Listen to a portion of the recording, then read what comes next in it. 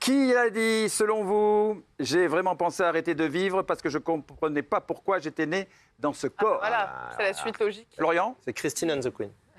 À nos confrères de Paris Match.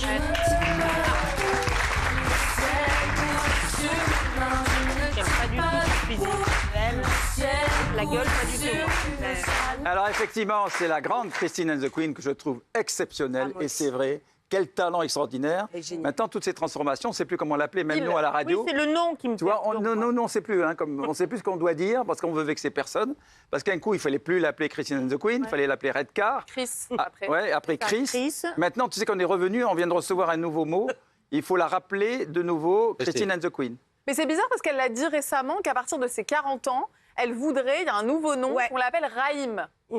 Ah bon? Je jure que c'est vrai. 40 ans. Il voudrait, pardon, parce qu'en plus on doit dire il et je sais plus ce qu'on doit dire. C'est Yel. Il voudrait, non, il. Je vais me renseigner avant de la recevoir à RFM, mais j'avoue que là, on ne sait plus. Non, mais on peut quand même dire que, enfin moi, je trouve qu'il y a un truc triste dans tout ce problème d'identité. Là, pour le coup, il n'y a pas une identité pour aller vers une autre et être sûr. Là, ça a changé plein de fois. Donc je me dis, au bout d'un moment, ça doit être même fatigant pour elle. Et d'ailleurs, cette phrase, elle est très, très triste, je trouve.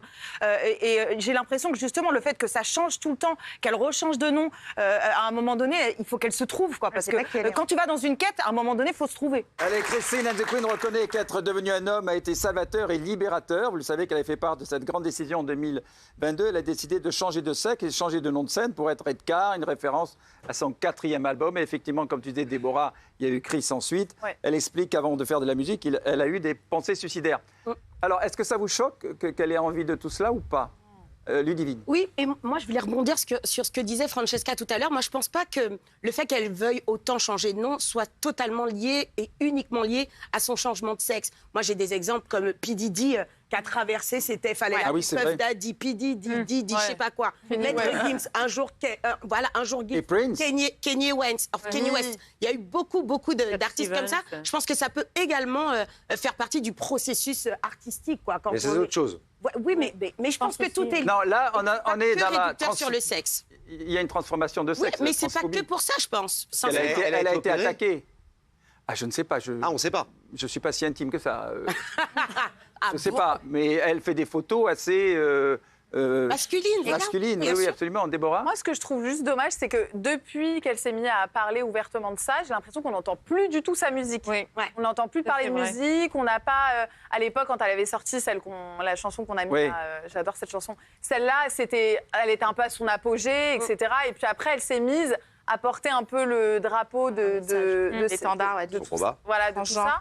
Et puis, à ce moment-là, on n'a quasi plus entendu parler de musique et on... Oui, et le dernier album... Pas qu'il y ait des titres qui soient restés... Lisa? Le dernier album était, comme on dit, plus exigeant. C'est-à-dire que la musique était plus difficile d'accès était plus pointue. Donc, il y a tout un processus qui fait qu'elle a perdu quelques gens en route. La question, en vrai, c'est est-ce qu'on parle un petit peu trop de tout ça? Moi, j'ai une anecdote rigolote. J'ai le fils d'une amie qui a 9 ans, peu importe, et qui est allé voir sa maîtresse il n'y a pas longtemps, il y a 15 jours, pour lui dire qu'il était amoureux d'une petite fille. Et la maîtresse, gentiment, lui a dit « Tu sais, tu peux aussi être amoureux d'un petit garçon. » Et c'est pas choquant en soi. C'est qu'à un moment donné, on a l'impression qu'on parle tellement tout le temps de ça, non-stop. On a réussi presque à mettre dans la tête de tous nos enfants, alors je sais que je vais peut-être choquer en disant ça, pardon, et je trouve que l'évolution est très bonne, etc., que quelque part, on ne sait plus très bien et que limite, se poser des questions, c'est bien. On peut aussi être tout simplement hétéro, tout simplement gay, l'assumer. Enfin voilà, et que certains ne se trouvent pas, je peux le comprendre. Certains ont besoin de se faire repérer, pourquoi pas. Mais à un moment donné, c'est le débat quotidien sur tous les sujets aujourd'hui, pratiquement. Voilà. Je trouve ça un petit peu too much.